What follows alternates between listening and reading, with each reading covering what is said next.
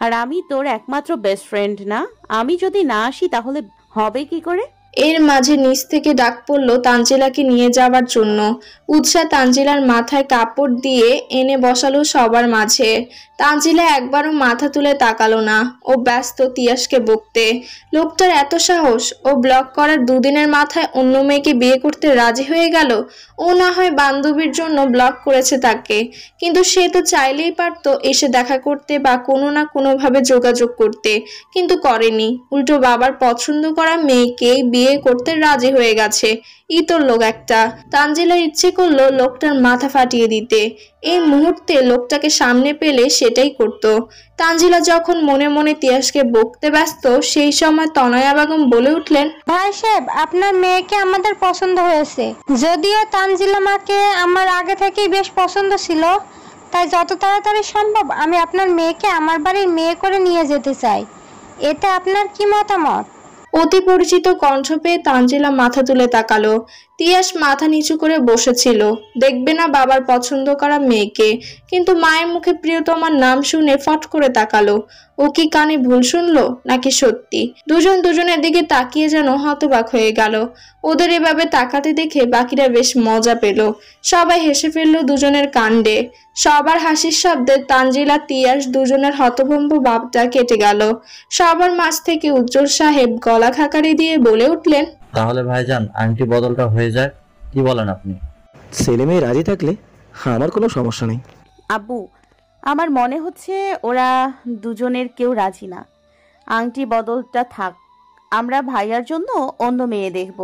তিয়াস ফট করে তাকালো বোনের দিকে। এইসব যে তার বোনের কাণ্ড এতক্ষণে ওর বুঝতে একটু কষ্ট হয়নি। বোন তার এক নম্বরে বিচ্ছু হয়েছে।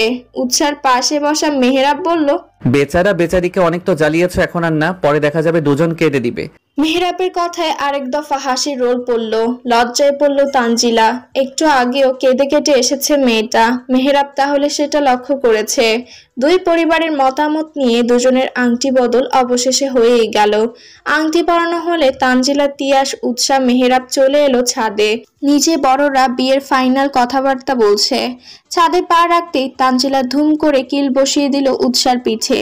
বেচারি উৎসাহ হঠাৎ এমন আক্রমণের কারণ খুঁজে পেল না। তানজিলা বেশ জোরেই দিয়েছে কিল। উৎসাহ পিঠ ডলতে ডলতে বলল, পেতনি এত জোরে কেউ মারে? পিঠটা জ্বলে গেল। জ্বালার জন্যই দিয়েছি, আদর করতে দিইনি যে তোর ভালো লাগবে। তোকে তো আমার আরো কয়েক খা দিতে ইচ্ছে করছে। হারামি, তুই জানিস আমি কি অবস্থায় ছিলাম, কত কষ্ট হচ্ছিল আমার। তোমার কষ্ট কষ্ট আর আমারটা ছেলে খেলা? দুজন যখন আমায় না জানিয়ে প্রেম করেছো, সেই বেলায় আমার বুঝি কষ্ট লাগেনি? লেগেছে, তাই জন্যই তো সরি বলেছি। সরি বলেই কি সবকিছুর সমাধান হয়ে যায় নাকি? তোরা আমায় কষ্ট দিয়েছিস, কাঁদিয়েছিস, এই জন্য আমিও তোদের একটু খেল দেখালাম, ব্যাস, সমান সমান। তাই বলে এইভাবে? অবশ্যই। পেছন থেকে তিয়াস আসে টোকা দিল উৎসার মাথায়। উৎসাহ তেতে উঠল। সবাই পেয়েছে কি? একটু আগে বান্ধবী মানলো আর এখন ভাই। খেপে গিয়ে বলল, তোমরা দুজন আমাকে কি সরকারি জিনিস পেয়েছো? যে পারছো মেরে যাচ্ছ। এমন করলে কিন্তু আমি যেভাবে বাবাকে রাজি করিয়ে তোমাদের বিয়ে ঠিক করেছি, ঠিক সেভাবেই বিয়ে ভেঙে দিব, বলে দিলাম। আপা, আপনার কথা শুনে তো আমি এখনই কান্না করে দিব ভাবছি। কান্না তো করেই দিছিলে, আমি দেখিনি ভেবেছো? তিয়াস উৎসার কথা পাত্তা দিল না। বুকে হাত গুজে দাঁড়ালো। ওর পাশে মেহেরাব বুকে হাত গুজে দেয়ালের সাথে হেলান দিয়ে জিজ্ঞেস করলো, এই বদবুদ্ধিটা কার? উৎসাহ পাশে দাঁড়ানো মেহেরাবের দিকে তাকালো। তিয়াস ওর দৃষ্টি অনুযায়ী মেহেরাবের দিকে তাকালো। দুই ভাই বোনের দৃষ্টি নিজের উপর টের পেতে মেহেরাব নড়ে চড়ে দাঁড়ালো। মুখটা গম্ভীর করে বলল, এই বুদ্ধি কিন্তু আমার না, আমি কেবল তোর বোনকে বলেছি। ওরা তোমায় কষ্ট দিয়েছে, তুমিও ওদের কষ্ট দাও, তাহলে সমান সমান। বাকি যা করার সব তোর বিচ্ছু বোন করেছে, আমি কিছু জানি না। তুই বন্ধু না, তুই শত্রু। তোর চেয়ে শত্রু ভালো ছিল। কোথায় বন্ধুকে সাহায্য করবি তা না করে বউয়ের সাথে তালে তাল মিলিয়ে বন্ধুকে কাঁদালি। এই তোর বন্ধুত্ব? তোরা আমার বউকে না জানিয়ে কষ্ট দিয়েছিস, সেই বেলায় তোদের জন্য আমার বউ কষ্ট পেয়েছে, তাই তোদের এতটুকু কষ্ট দেওয়ার দরকার ছিল। বাহ বন্ধু বাহ, এখন বন্ধুর চেয়ে বউ বেশি হয়ে গেল। অবশ্যই, আগে বউ তারপর বাকি দুনিয়া। তিয়াস বাকরুদ্ধ হয়ে গেল। এই ছিল তার বন্ধুর মনে? এই বন্ধুর জন্য কত না কি করেছে। সেই বন্ধু কিনা বউ পেয়ে তাকে ভুলে গেল। তিয়াসের এখন গলা ফাটিয়ে গাইতে ইচ্ছে করলো, সম্পর্ক বদলে গেল একটি পলকে, কে আপন কে যে পর হলো রে। মেহেরাব সেসবে পাত্তা দিল না, ও নিজের মুডে আছে। তিয়াস মেহেরাবের দিক থেকে দৃষ্টি সরিয়ে তানজিলার দিকে তাকালো। মেয়েটার সাথে ওর হিসাব এখনো বাকি আছে। কেন মেয়েটা ওকে না জানিয়ে যোগাযোগ বন্ধ করে দিল? এখন ওকে জবাব দিতে হবে। তানজিলার দিকে তাকিয়ে ব্রুকুচকে জিজ্ঞেস করলো, হঠাৎ আমায় ব্লক করার কারণ কি ম্যাডাম? জানো আমি কি অবস্থায় ছিলাম? কতবার কল করেছি হিসেব আছে? তানজিলা আর চোখে উৎসার দিকে তাকালো। উৎসাহ ওর চাহনি পাত্তা না দিয়ে মেহেরাবের কাছে গিয়ে ওর বাহু আঁকড়ে ধরে বলল, চলুন তো আমরা ওদিকে যাই, ওরা ওদের মতো কথা বলুক। তানজিলা বেশ বুঝতে পারলো তার বান্ধবী তাকে ফাঁসিয়ে কেটে পড়ছে। এখন তিয়াস ওকেই পাকড়াও করবে। হলোও তাই। উৎসাহ মেহেরাব পাশের অপর ছাদে চলে গেল। এই দিকটায় বেশ কয়েকটা ফুল গাছ আছে। উৎসাহ ঘুরে ঘুরে ফুল গাছগুলো দেখছে। মেহেরাব মুগ্ধ চোখে প্রেয়সীকে দেখছে। মেয়েটা পারেও দুষ্টুমি করতে। তিয়াস আর তানজিলা কেন, বেশ ভালো জব্দ করেছে। উৎসাহ ফুল গাছ থেকে দৃষ্টি সরিয়ে বকবক শুরু করলো। মেহেরাব এক মনে মেয়েটার বকবক শুনছে। মেয়েটা চুপচাপ থাকলে ওর কেন যেন ভালো লাগে না। দুরন্তপনায় মেয়েটাকে বেশি মানায়। কথা বলার মাঝে উৎসাহ থমকে দাঁড়ালো। একবার দৃষ্টি ফেললো তানজিলার আর তিয়াসের দিকে। দুজন হেসে হেসে কথা বলছে। তানজিলার মুখের উপর এক গোছা চুল এসে পড়েছে। তিয়াস হাত বাড়িয়ে সেটা ঠিক করে দিল। উৎসাহ মুগ্ধ চোখে দুজনকে দেখলো। মুখ ফসকে বলে ফেললো, ভালোবাসা সুন্দর, ভীষণ সুন্দর। ব্যস্ততম দিন পার করছে উৎসাহ। ভাই আর বেস্ট ফ্রেন্ডের বিয়ে বলে কথা, দুদিকের দায়িত্বই ওর কাঁধে পড়েছে। তানজিলার কোনো বোন না থাকায় অনেক কিছুই উৎসাহকে করতে হচ্ছে। এই যেমন তানজিলার কেনাকাটা থেকে শুরু করে জিনিস পছন্দ করে দেওয়া সবই উৎসাহকে করতে হচ্ছে। সব দিক সামলে উৎসাহ হাঁপিয়ে উঠছে। দিনের বেশিরভাগ সময় কেটে যাচ্ছে ব্যস্ততায়। তাও উৎসার আনন্দের শেষ নেই। নিজের ভাইয়ের সাথে বেস্ট ফ্রেন্ডের বিয়েতে ওর আনন্দটা যেন একটু বেশি। সব কিছু নিজে হাতে সামলাচ্ছে। মেহেরাব বেচারা উৎসার রুমের বেলকনিতে মুখ লটকে কোলের উপর ল্যাপটপ নিয়ে বসে আছে। ব্যস্ত হাতে চলছে ল্যাপটপের কিবোর্ড। ওর আর কি করার মতো তেমন কিছুই নেই। ইদানিং বউটাও পাত্তা দিচ্ছে না ঠিক মতো।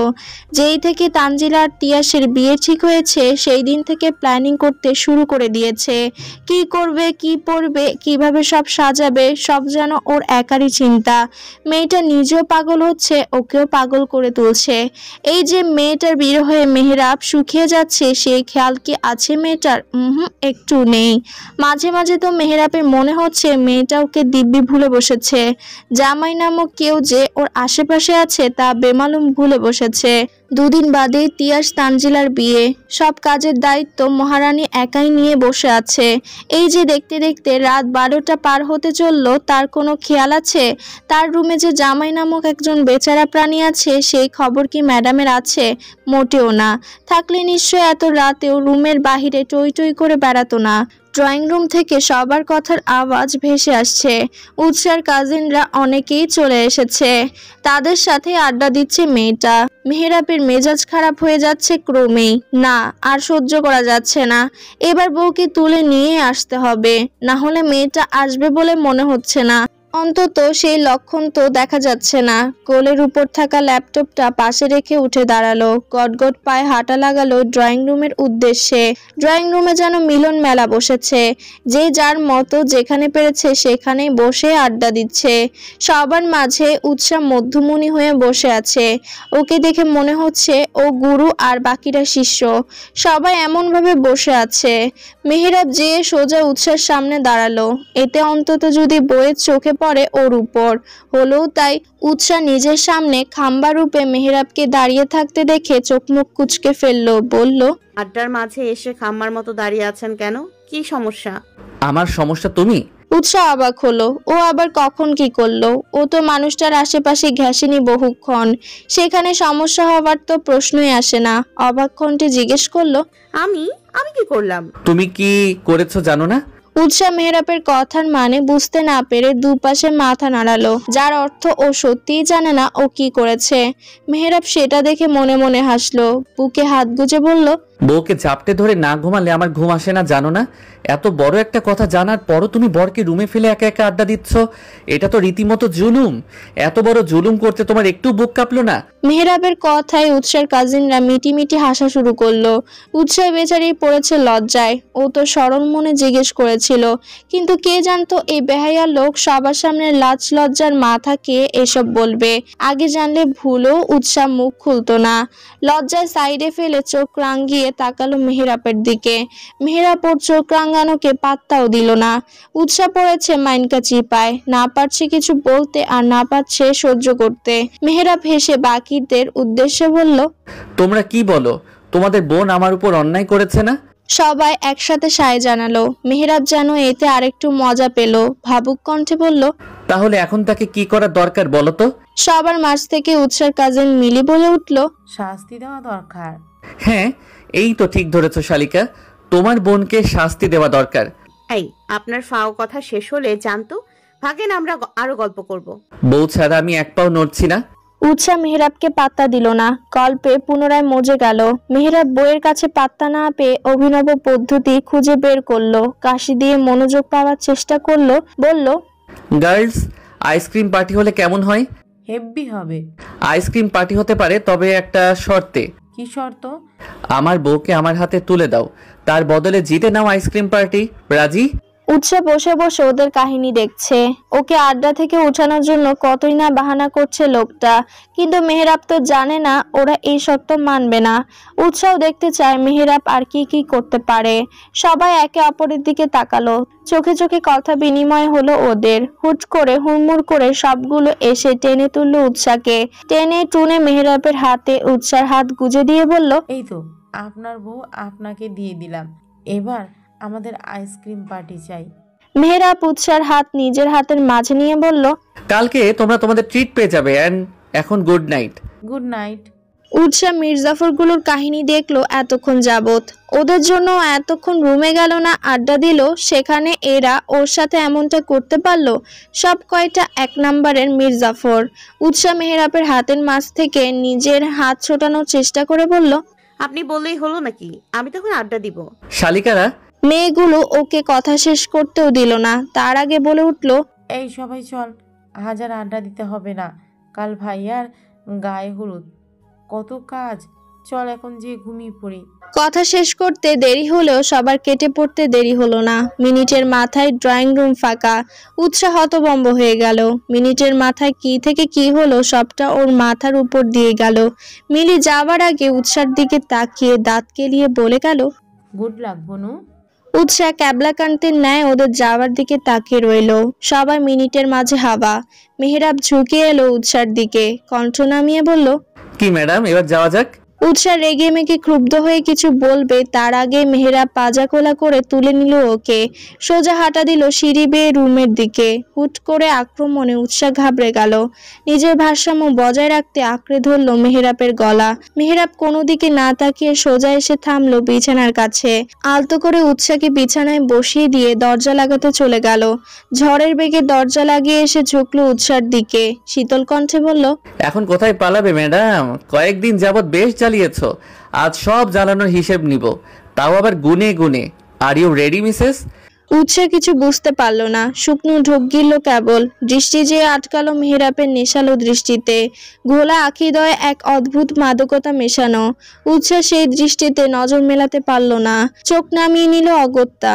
মেহরাব ধীরে ধীরে এগিয়ে আসছে। দুজনের নিঃশ্বাস একে অপরের মুখের উপর আছড়ে পড়ছে। উৎসাহ কিছু বলতে পারল না। ধীরে ধীরে হারিয়ে গেল মেহরাবের ভালোবাসার শহরে। একটু একটু করে দুজনেই মুড়িয়ে গেল ভালোবাসার চাদরে। অবশেষে কাঙ্ক্ষিত দিনখানা চলে এলো। তিয়াস আর তানজিলার বিয়ের দিন। সকাল সকাল উৎসাহ চলে এসেছে তানজিলাদের বাড়িতে। ও মেয়ে পক্ষ আর মেহরাব ছেলে পক্ষ। মেহরাব ওদিকটা সামলাবে আর এদিকটা উৎসাহ। তানজিলা কিছু কাজিনও আছে উৎসাহের সাথে। সবাই মিলে মেহরাবদের গোল খাওয়ানোর ব্যবস্থা করছে। সব শেষে উৎসাহ গেল তানজিলার রুমে। তানজিলাকে ওর রুমে সাজানো হচ্ছে। উৎসাহ যেয়ে তানজিলার পাশে বসে খোঁচা দিয়ে বলল, কোথায় ভাবলাম বরযাত্রী পটের বিবি সেজে এসে বান্ধবীর বিয়ে খাবো, তা না, বান্ধবীর বিয়েতে এসেও আমায় কাজ করতে হচ্ছে। এই জন্যই কি আমি তোর বিয়েতে এসেছি কামলা দিতে? খেপিস কেন? তুই না আমার জানো, তুই কাজ করবি না তো কে করবে বল? তুই নিজেই তো বলেছিস আমার বিয়েতে নাকি তোর অনেক দায়িত্ব, এখন সামলাও দায়িত্ব। ভুলে বলে ফেলেছিলাম ভাই, আমার ভুল হয়েছে, আমায় ক্ষমা করে দিন।